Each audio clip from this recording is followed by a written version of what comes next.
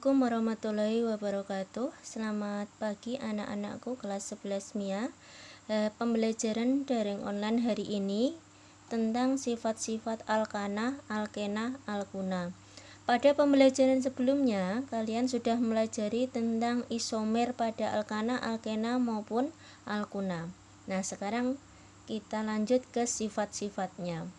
Sifatnya meliputi yang pertama nanti sifat fisis, yang kedua adalah sifat kimia. Sifat fisis ini pasti yang bisa kita lihat secara kasat mata. Sedangkan kalau sifat kimia hubungannya dengan reaksi-reaksi kimia. Yang pertama dulu yaitu sifat fisis. Sifat fisis yang pertama adalah tidak larut di dalam air. Yang kedua, titik didih semakin tinggi bila semakin banyak jumlah atom C-nya. Yang ketiga, bila alkananya berisomer, maka titik didih semakin tinggi bila rantai C-nya semakin panjang atau semakin sedikit cabangnya. Nah, untuk lebih jelasnya, kita simak contoh berikut. Urutkan kenaikan titik didih dari ada N-heksana, N-pentana, dan 2-metilbutana. Kita urutkan mana yang mempunyai titik didih paling tinggi dan yang paling rendah. Nah, tadi pada konsep yang kedua, titik didih semakin tinggi bila semakin banyak jumlah atom C-nya. Maka kita hitung jumlah C yang paling banyak, itulah yang mempunyai titik didih paling tinggi. Antara A, B, dan C. Mana yang mempunyai C lebih banyak? Yang A 1, 2, 3, 4, 5, 6. Yang B 1, 2, 3, 4, 5. Yang C 1, 2, 3, 4, 5. Berarti yang paling tinggi adalah yang A. Ya. Ini namanya apa? N-heksana, ya.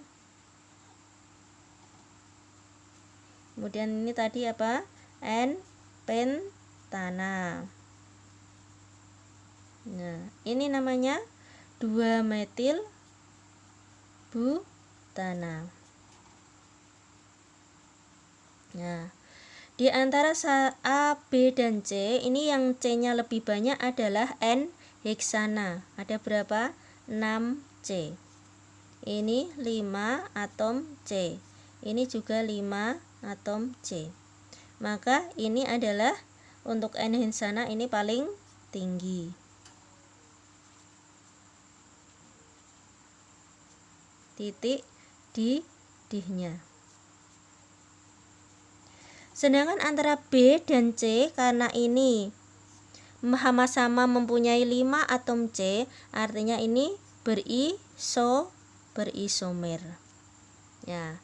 Tadi untuk konsep yang ketiga, untuk alkana berisomer, titik didih semakin tinggi bila rantai C-nya semakin panjang. Jadi semakin sedikit cabangnya. Untuk yang B ini rantai lurus, yang C ada cabangnya 1 ya. Berarti yang paling tinggi adalah yang rantai lurus, yaitu yang mana? N-pentana. Jadi untuk N-pentana titik didihnya lebih besar daripada 2-metilbutana. Kenapa? Karena pada 2-metilbutana memiliki cabang, sedangkan pentana ini rantai lurus. Jadi semakin bercabang, maka titik didihnya semakin kecil. Kalau rantainya lurus, maka titik didihnya lebih besar. Maka kesimpulannya,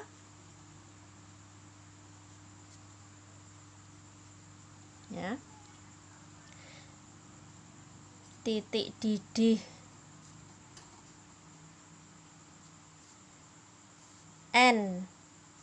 N-heksana itu paling tinggi, kemudian disusul oleh N-pentana,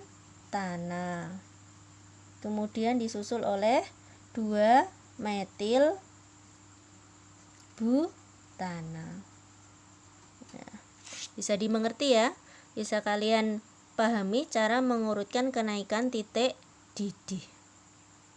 Nah, yang kedua yaitu tentang sifat kimia dari alkana.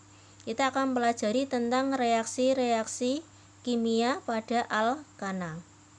Yang pertama reaksi substitusi. Substitusi ini nama lainnya adalah pergantian. Ya, pergantian. Alkana bereaksi dengan halogen. Unsur halogen itu apa saja? FCl, Bri. Akan menghasilkan haloalkana plus asam halida. Nah, contohnya propana dengan F2 menghasilkan fluoropropana plus asam fluorida. Ya. Ini adalah struktur dari propana, C-nya 3. Ya, plus F dengan F. Jadi terjadi reaksi substitusi. Jadi H yang paling ujung, boleh H ini, ya, akan menggantikan salah satu F pada F2. Sedangkan F-nya masuk ke C. Ya. Jadi saling menggantikan. Ya, F masuk di sini, H keluar, jadi di sini. Ini dinamakan dengan reaksi substitusi. Ada yang masuk, ada yang keluar. Nah, hasil dari reaksi antara alkana dengan halogen namanya haloalkana. Ya. Jadi kalau F namanya fluoro, kalau Cl kloro, kalau Br bromo, kalau I iodo. Ya. Itu. Yang kedua, reaksi pembakaran. Reaksi pembakaran adalah reaksi dengan oksigen menghasilkan CO2 plus H2O. CXHY ini adalah alkana bereaksi dengan O2 menghasilkan CO2 plus H2O. Contohnya adalah pembakaran etana, ya. Salah, pembakaran etana. C2H6 plus O2 pasti menghasilkan CO2 plus H2O. Ini belum setara. Nah, kalau sudah disetarakan, C sebelah kiri ada 2, sebelah kanan ada 1, maka dikali 2. H-nya ada 6, sebelah kanan ada 2, berarti dikali 3. O, 2 kali 2, ya, 2 kali 2, 4. 3 kali 1, 3. 4 tambah 3, 7. Berarti di sini 2 kali berapa? Sama dengan 7. Berarti 7 per 2. Jadi di sini 7 per 2. Ya. Nah, karena ini pecahan, maka semuanya saya kali 2. Jadi 2C2H6 plus 7O2 menjadi 4CO2 plus 6H2O. Ini baru reaksi setara. Ya. Jadi disetarakan dengan menghitung jumlah atom di ruas kiri harus sama dengan jumlah atom di ruas kanan. Yang ketiga, reaksi eliminasi. Apa itu reaksi eliminasi? Reaksi penghilangan atau pengubahan ikatan tunggal menjadi ikatan rangkap. Lihat ini, dari semula propana,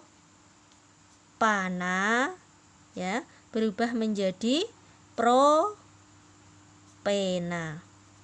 Nah, jadi kalau ada pengubahan dari ikatan tunggal menjadi ikatan rangkap dinamakan dengan reaksi eliminasi. Ya, propana berubah menjadi propena.